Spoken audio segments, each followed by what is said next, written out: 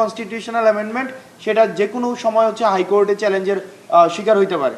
যেমন আজকে আমরা দেখেছেন যে এখন যেই আমাদের হাইকোর্টে আওয়ামী লীগ সরকার যেই আমাদের হচ্ছে 15তম যেই সংশোধনীটা করেছে সেটা কিন্তু এখন চ্যালেঞ্জ হয়েছে।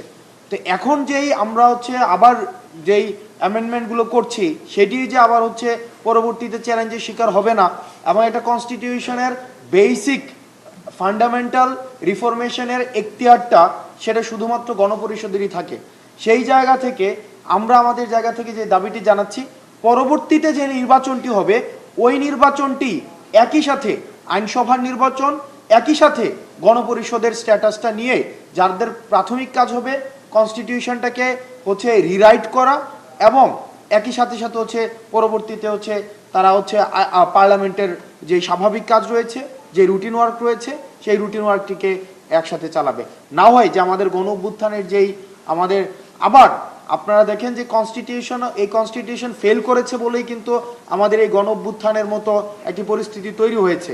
তো সুতরাং এটির জন্য আর পুনরাবৃত্তি না হয় সেটির জন্য হচ্ছে আমরা আমাদের জায়গা থেকে এই বিষয়টি বারবার করে পুনরাবৃত্তি করছি। ঐক্য পৌঁছানো তো হচ্ছে যে আমাদের আলোচনার মধ্য দিয়ে ঐক্য পৌঁছাতে হবে।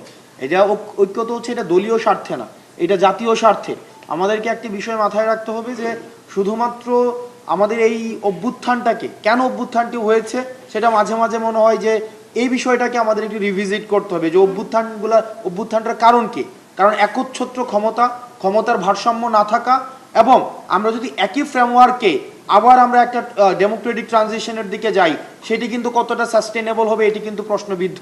সেই জায়গা থেকে জাতীয় স্বার্থে আমাদের রাজনৈতিক দলগুলোকে বৃহৎ স্বার্থে আমাদের ঐক্যমত্যে পৌঁছাইতে হবে।